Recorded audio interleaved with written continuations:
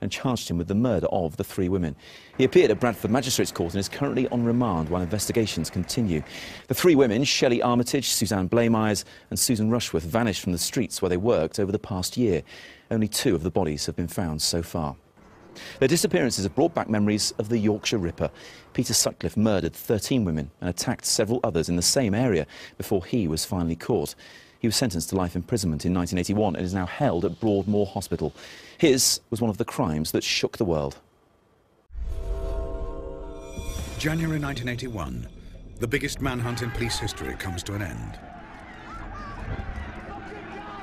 The police have arrested 34-year-old Peter Sutcliffe, the serial killer dubbed the Yorkshire Ripper.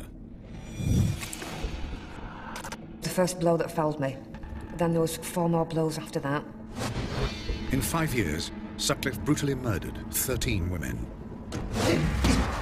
The skull, when you touched it, you could feel that there were multiple fractures all over the place. He claimed he was on a divine mission. He was adamant that God had given him this mission to rid the world of prostitutes. Seemingly eluding the police at will. He kept giving us the slip and he was always one step ahead of us. This is the extraordinary story of how Britain's most notorious serial killer was finally caught. This man brought fear to the whole of this community.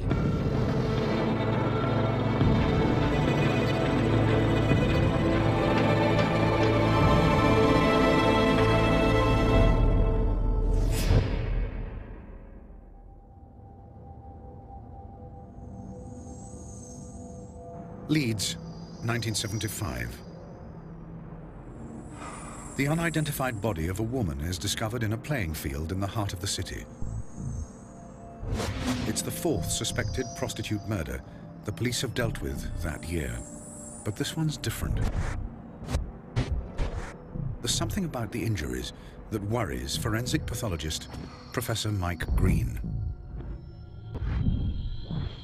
The overriding feature was a single blow or 2 blows to the back of the head, round about here.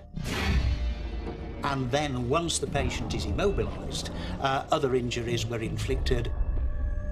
These were stab wounds. They were an unusual shape. But what was particularly unusual was that all of these wounds showed reinsertion. And this is one of the many things that makes this case so different from your typical homicide. I certainly have never seen another case like it, and I don't think many people will have. The body is identified as 28-year-old Wilma McCann. She lived just 100 yards from the playing field where her body was found. The memory of that day still haunts her son, Richard. This police officer sat us down, and I'll never forget those words. Your mum's been taken to heaven. You're not going to see her again. And as a 5-year-old boy, yeah, I was devastated. We worked out over the next few weeks that she'd been attacked at the back of the house on that field. Alarmed by the savagery of the attack, the West Yorkshire police launch an all-out investigation. But Wilma McCann's killer remains elusive. 12 weeks later, another body turns up in the back streets of Leeds. A letter inside the woman's bag identifies her as 42-year-old Emily Jackson. Pathologist Mike Green notes a disturbing pattern beginning to form. By the time you're on to the second case, the similarities began to emerge. Again, there is a head injury, there are injuries to the abdomen, and of course, occupational similarity, a woman who is a working girl, as they say. The failure to find the killer concerns Keith Halliwell, a chief inspector in the West Yorkshire Police. Our murder detection rate had been as high, if not higher, than most other forces in the country. There were years when we'd no outstanding or unsolved murders. And here was one murder, then another murder, that wasn't being solved. And as far as the police were concerned, there was utter frustration. The press sees upon the similarities between the 2 murders. Constable Andrew Laptew is there when the police find the first clue to the identity of the killer. Emily Monica Jackson was found at the rear of a bakery. We actually saw the body with a Wellington boot print across one of her thighs. was just quite a vivid sight. More boot prints are found in the soil, near the body. Forensic experts set about analysing them. They took the casts of these marks using plaster of Paris. What they realised was they could give an idea of the size of the footwear that had left this mark. They had a tread pattern that they could work from. When the forensic team discovers that the print belongs to a size 7 workman's boot, they suspect the killer may be a manual worker.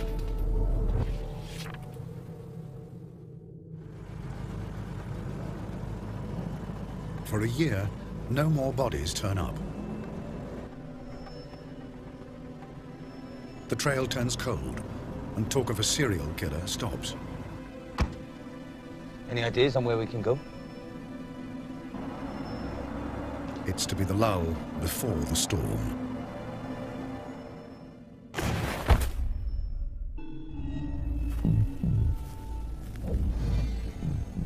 Two women have been found murdered in disturbingly similar ways in the city of Leeds.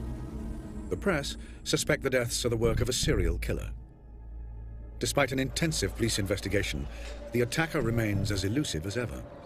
It's now been a year since the last body was discovered. Theories about a serial killer appear unfounded.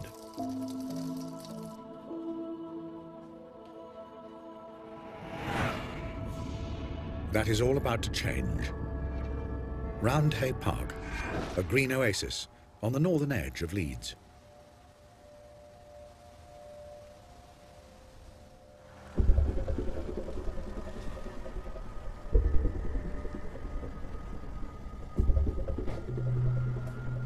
On February the 5th, 1977, the tranquility of the park is shattered. You all right there, love? Come on, how long is this going to take?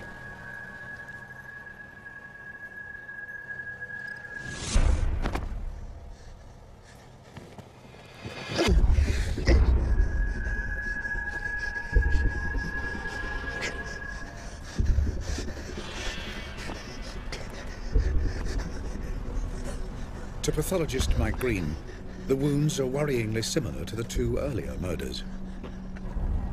By the time we were on to the third one, again, head injury, injuries to the abdomen, so a definite series has emerged by then.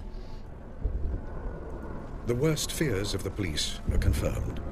A serial killer is at work. The senior officers that were involved in the early stages of the case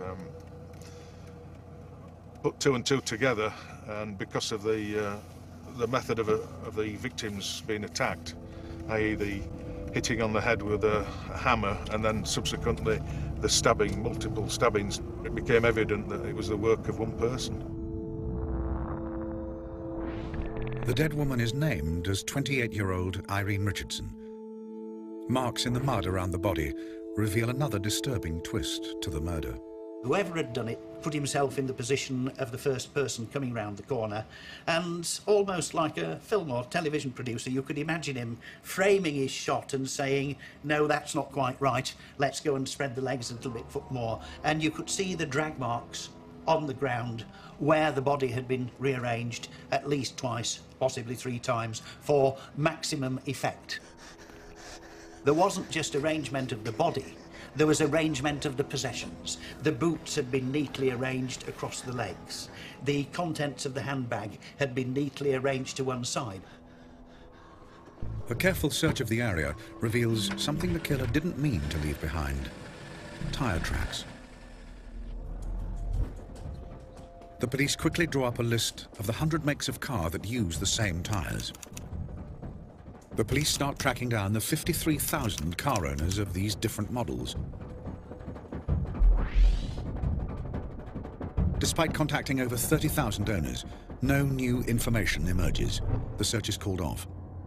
It's a sickening blow to the police.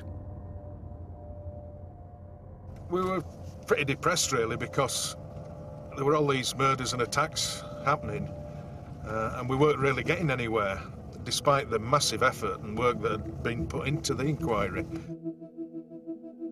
After 3 deaths, the police were no nearer catching the murderer. Yet 18 months earlier, they'd been handed a description of an assailant whose method of attack matched the killer's.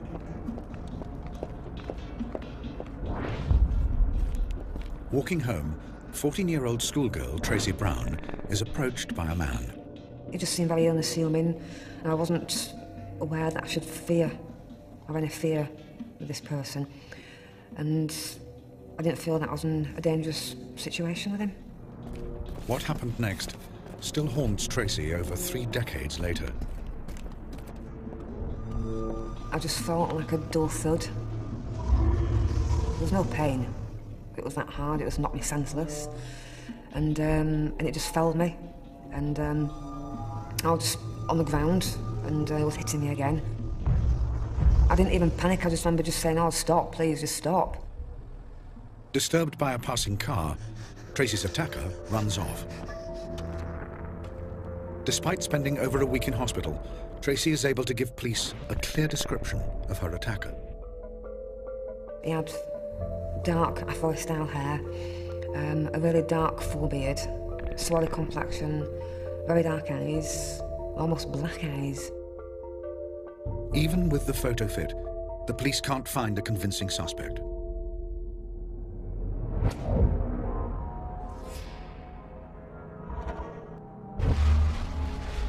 In the spring of 1977, the body of a 4th woman is discovered. There is another savage variation to the murder. We're now in Oak Avenue, and this is a murder scene where Patricia Atkinson was murdered. It was something totally unusual, a total departure from his usual killing methods.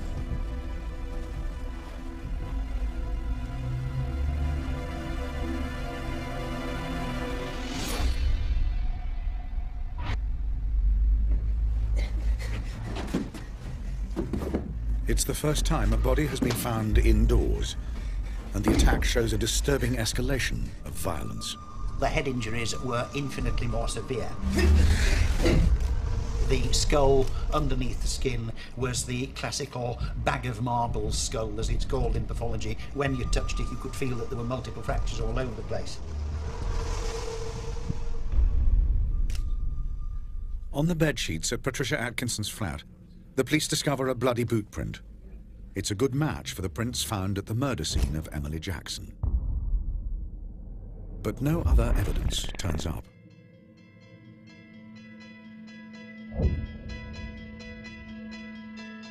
In 18 months, the killer has taken the lives of 4 women and left 13 children motherless. The police make 2,300 house inquiries and take over 2,000 statements, all to no avail.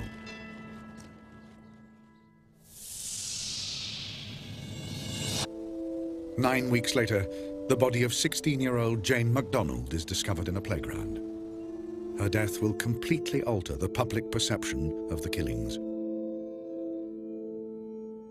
For me, and also for a lot of society, when he killed Jane MacDonald, I think that's when it changed, because this was an apparent innocent victim. They were all innocent as far as I'm concerned, but, you know, the police and the media were suggesting that because it was a 16-year-old girl, this man would kill anybody. News of Jane MacDonald's murder spreads alarm throughout the north. This man brought fear to the whole of this community. And because we didn't know who this was, because we didn't know where he would strike, everybody was frightened. Following Jane MacDonald's murder, Assistant Chief Constable George Oldfield is appointed head of the entire investigation. His first act is to bring all the information about the 5 murders under one roof. The volume of information gathered is enormous. Oldfield sets about trying to cross-reference all the evidence. Right, you lot. Listen. All of you need to get much more detailed statements. And I want to see everything recorded onto index cards. Get on with it. But the index card system proves inadequate to cope with so much data. As barrister for the prosecution, Harry Ognall recalls.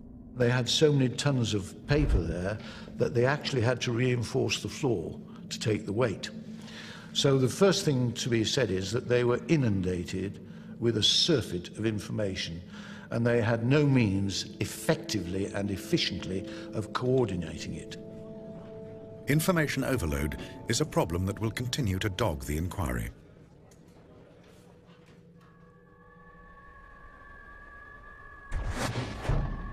The killer's sixth victim is found in an allotment near a cemetery in Manchester. The body is identified as 20-year-old Jean Jordan. The forensic team make a crucial breakthrough. Fly eggs are found in the wounds. Now, there are some flies who prefer to lay their eggs in the shade, and some flies prefer to lay their eggs in bright sunlight. And in what you might call the sunny side of the body, there were eggs that preferred shade. Told the police that this body had lain for 2 or 3 days completely shaded and had then been pulled out into the light. The police deduce the killer has returned to the body to find something he's left behind. The search around the body intensifies. In a neighbouring garden, a handbag is found. In a hidden pocket, there's a brand new £5 note. Police believe that £5 note must have been given, or could have been given, by her murderer. Tracing the £5 note from the Bank of England to Yorkshire, the police come up with a list of 35 firms that could have included the note in their payroll. One of them is T&WH Clark, an engineering haulage company. The workplace of lorry driver Peter Sutcliffe. As a possible recipient of the £5 note, the police interview Sutcliffe. We're going to run past where Peter Sutcliffe used to live. This is the house where he used to live with his wife, Sonia.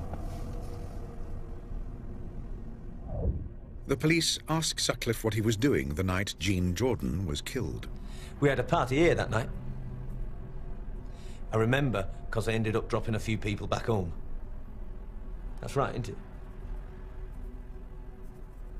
You remember that, don't you? Yes. Sutcliffe was to reveal later why the police so readily accepted his alibi. This is where Sutcliffe got away literally by the skin of his teeth. He was about the 400th person who was interviewed by the police that weekend, and as he said in his interview afterwards, they were so tired that I could have told them anything and they would have believed it.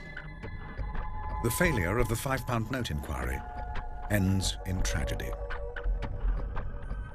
Less than 6 months after Sutcliffe's interview, the bodies of Yvonne Pearson and Helen Ritka are found. In May of that year, his 9th victim is named as 40-year-old Vera Millwood. The press dubbed the killer the Yorkshire Ripper.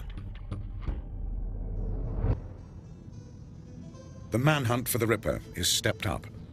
A covert operation noting number plates of cars that frequent red light areas begins. The police are looking for cars that are spotted in 2 or more districts. One name keeps cropping up.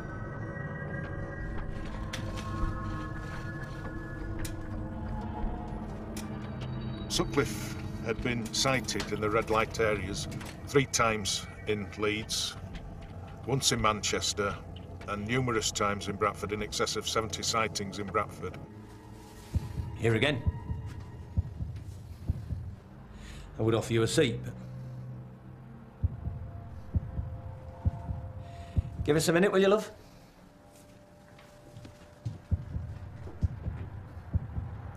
How many times do I have to tell you? I drive through the centre of Bradford on my way home. And I haven't been to Leeds in ages. I've no reason to. So, if you don't mind. Not happy with Sutcliffe's answers, the police schedule a follow-up interview. But when the body of Building Society clerk Josephine Whitaker turns up, the interview's cancelled. The red light operation seems to have backfired. police activity was so intense that he would have been spotted in the red light area, so he decided to select his victims elsewhere, away from the red light areas.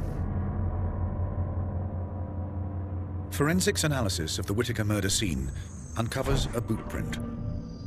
A worn-down area on the right boot suggests the wearer could be a long-distance driver.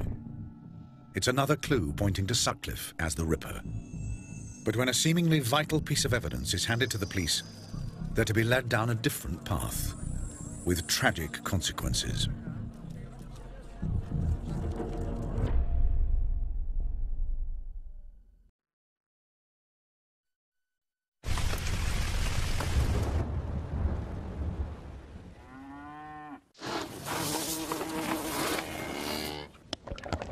Kelly's strawberries and cream ice cream, made from Cornish cream and strawberries. Simple pleasure. The results are in. It's won Good Housekeeping's Beauty Star Award. InStyle calls it the affordable luxe cream. Grazia says it's the £30 American Dream Cream. And more importantly, women are seeing results. Noticeable results. Regenerous 3-point treatment cream. Get younger looking skin without drastic measures. Olay, love the skin you're in.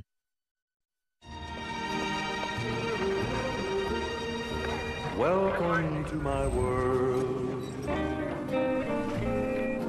Won't you come on in? Welcome to my world. It's not too late to book your perfect summer holiday. Thompson Holidays, built with you in mind. Be prepared and keep your legs perfectly smooth. Now with essential oils, new Veet Supreme Essence Wax Strips. Simply warm, peel, apply and remove. Then wipe for luxuriously smooth skin that lasts up to 4 weeks. Discover the smoothness of Supreme Essence. Veet, what beauty feels like. And Veet Wax Strips are so easy to use, 88% of glamour readers recommend them. I was a lady once, or was it twice? Morning! Hello. My young lady friend here would like a savings account. I've just turned 18, but it has to be suitable for ladies. We are both ladies, you see. Right. How about our unique champion saver? It is suitable for ladies and men. Every month we select the 5 highest branch-based rates from a group of 8 high street banks. Oh, how enchanting! Then take the average and add a bonus for a top rate. Sounds divine, I'll take it. Your name, please. Fred Brown.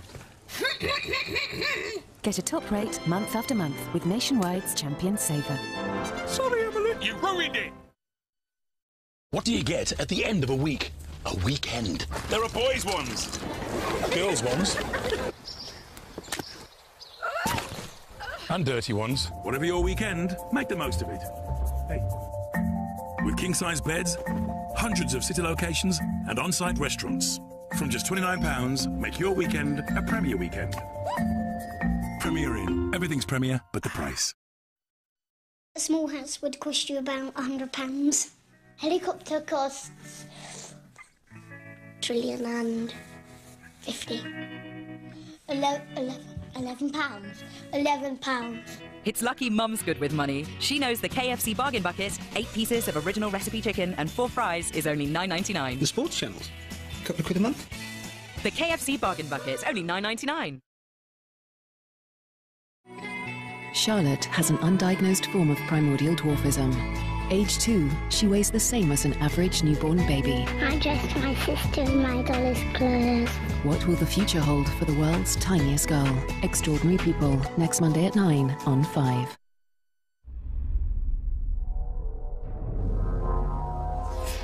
In less than 4 years, the killer dubbed the Yorkshire Ripper has claimed the lives of 10 women.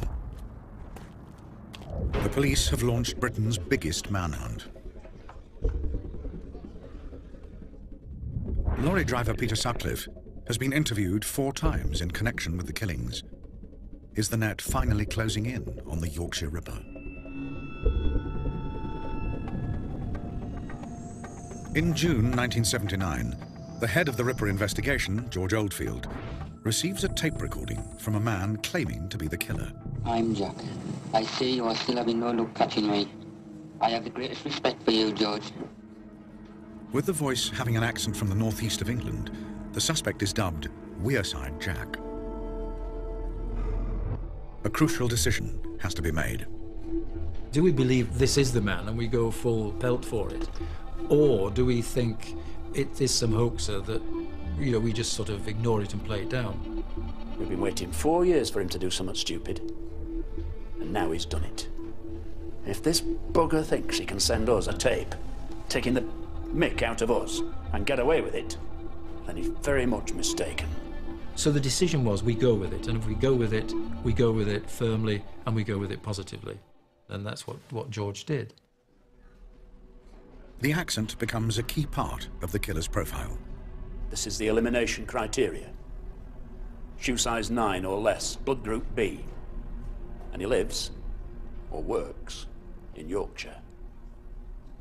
But there is no doubt he's a Geordie.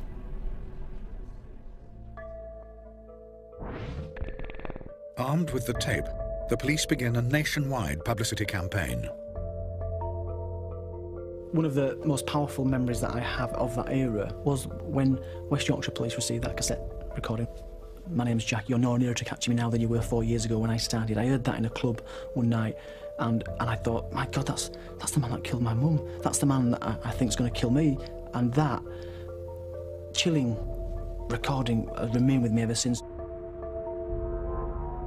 Briefed to take special note of the person's accent, the police begin a series of follow-up interviews. Andrew Laptew is sent to question Peter Sutcliffe. We told him what the nature of our business was. He invited us into his lounge. I don't know why you keep bothering us. My mates at work have even started calling me Ripper. I'm getting sick of it. One of the icebreakers we used at that particular time was to Sonia. Now's your chance to get rid of your husband if you want. Normally we get a reaction, a laugh, something like that. But from both Peter Sutcliffe and Sonia, there was no comment, no reply, nothing, not a laugh. I thought it was a bit strange.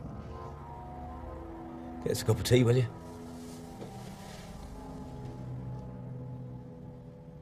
As we continued our interview, we sort of started developing ill feelings about Peter Sutcliffe, that it just didn't seem right. Very cagey, very unresponsive.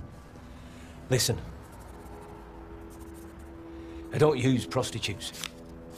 I never have. Why would I?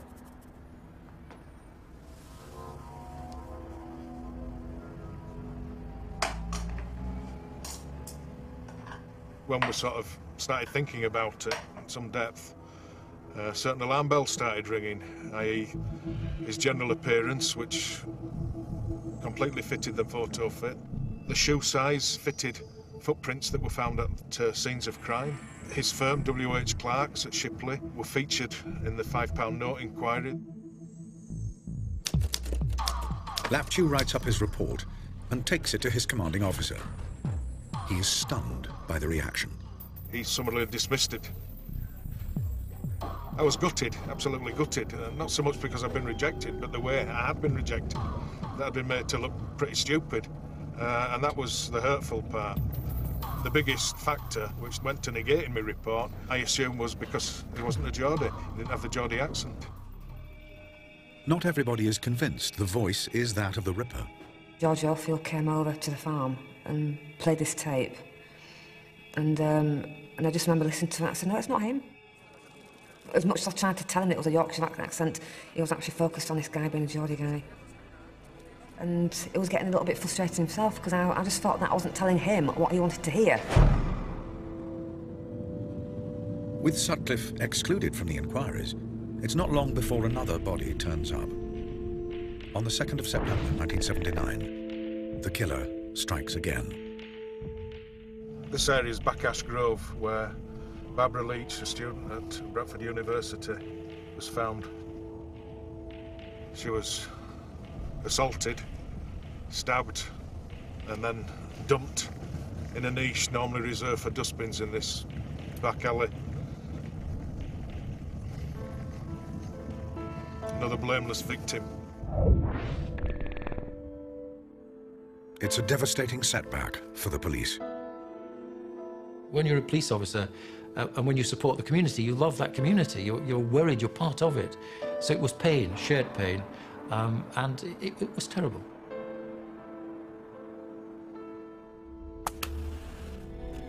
Pressure mounts on West Yorkshire Police to call in outside help. George, why don't we call in the Yard? New Scotland Yard? Those useless buggers haven't caught their own Ripper yet. Go on, lad. Get yourself home.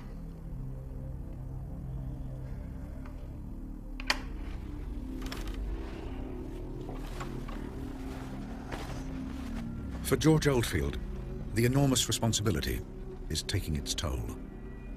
The masses of information that was coming up to him was extraordinary, and one individual couldn't cope with that. I think he was sort of about 24 hours a day dealing with this. With the investigation in disarray, Oldfield is removed as head of the Ripper Squad. And the Wearside Jack tapes are finally discredited as a hoax.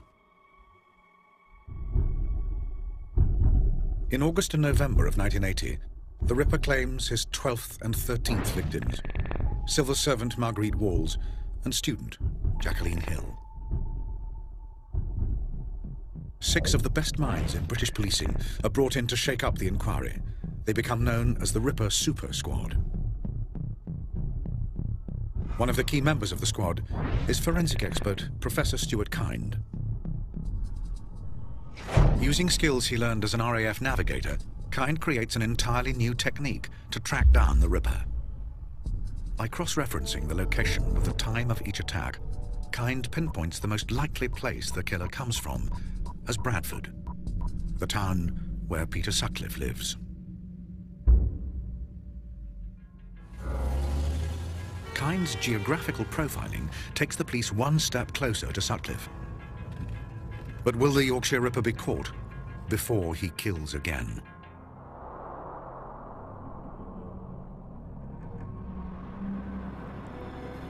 On the 2nd of January 1981, Sergeant Robert Ring and PC Robert Hydes make a routine check of an area used by prostitutes.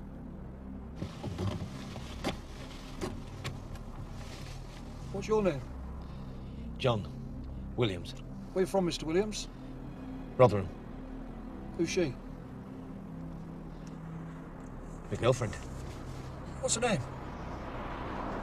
I don't know. I haven't known her that long. You trying to kid? Do I look like I've fallen off a Christmas tree? Wait here. When the registration plate is checked, the details fail to match the car or driver. Those plates belong on a Skoda, and you don't look very much like a Mr. Khan. I'm going to place you both under arrest. You get out. You stay there, love.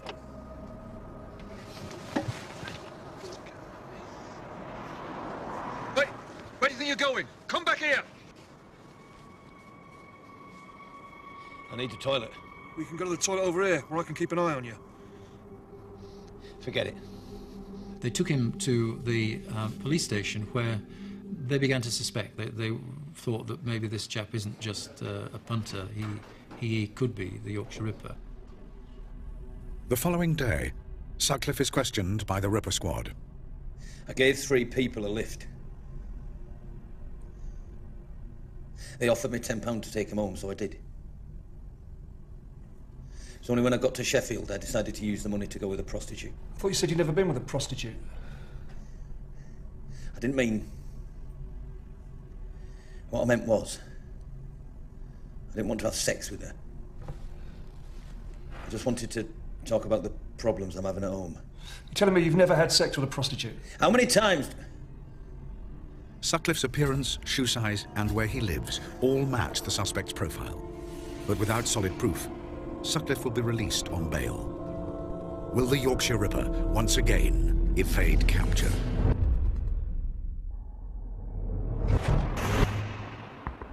Get out. You stay here, love. After he's caught with a prostitute on the outskirts of Sheffield, Peter Sutcliffe is questioned by the Ripper Squad. It was only when I got back to Sheffield that I decided to use the money to go with a prostitute. It's the 10th time he's been interviewed in relation to the killings. But unless they find hard evidence, the police will have to let Sutcliffe go. When Sergeant Robert Ring hears the man he arrested the night before is still being questioned by the Ripper Squad, he decides to follow a hunch. Remembering Sutcliffe had slipped away for a few seconds, he returns to search the area.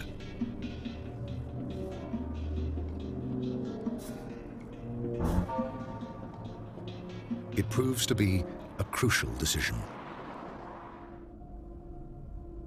The police confront Sutcliffe with their findings. I think you've been leading up to it. Leading up to what? The Yorkshire Ripper. What about the Yorkshire Ripper?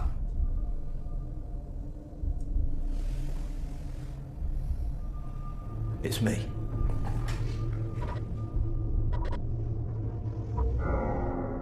Sutcliffe told me that at that moment, miraculously, God told me I had to tell the truth, my mission was over. That's Sutcliffe's version of it. I just want to tell you about what I've done.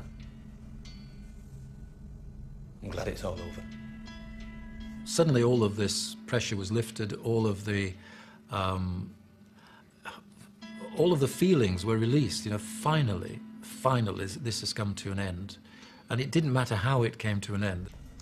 This man was caught, and finally the chat was an end. So there was euphoria. When I first heard that Peter Sutcliffe was a Yorkshire Ripper, it's very difficult to describe how I actually felt.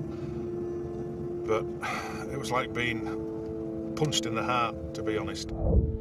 The fact that I had interviewed Sutcliffe and that he had gone on to kill and injure other victims was something that it's going to live with me and stay with me to my grave. The public can finally vent their fury at the murderer.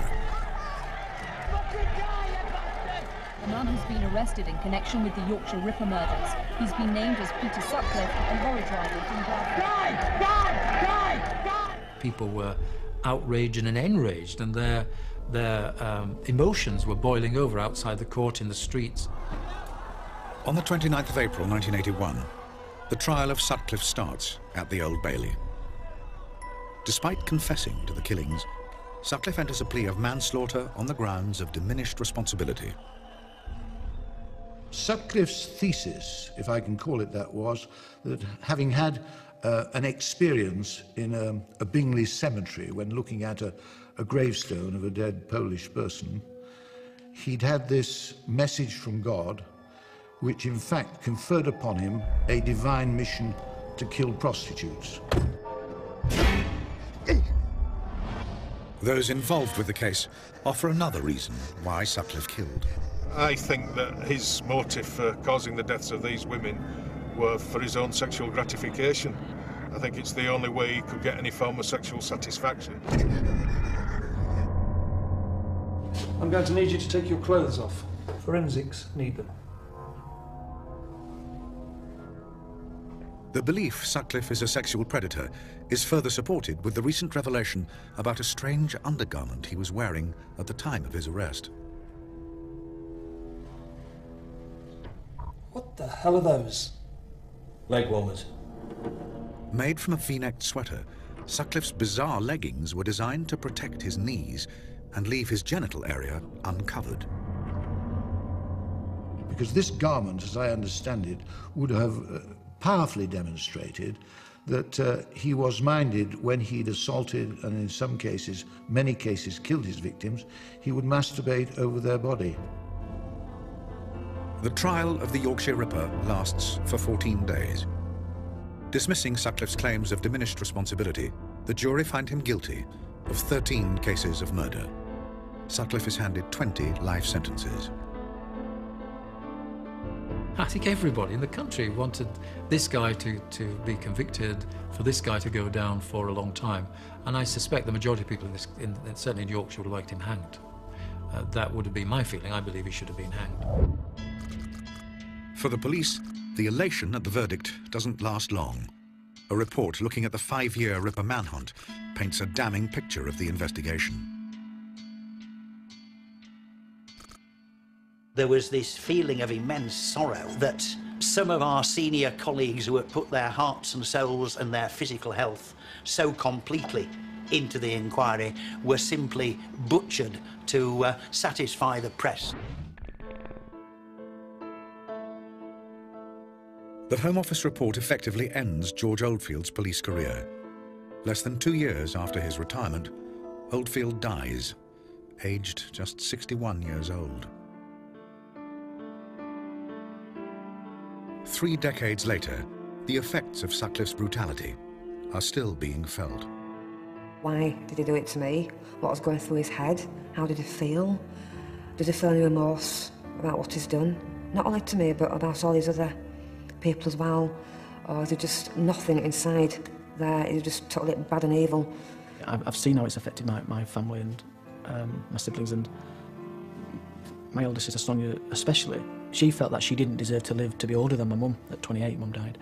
And when Sonia became 28, it's almost like she got even worse because she didn't feel like she deserved to live. And very sadly, to say the least, Sonia took her life in December, just gone last Christmas. And, you know,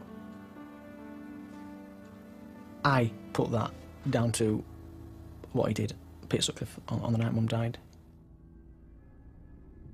In 2006, 50-year-old John Humble admitted to sending the hoax tapes.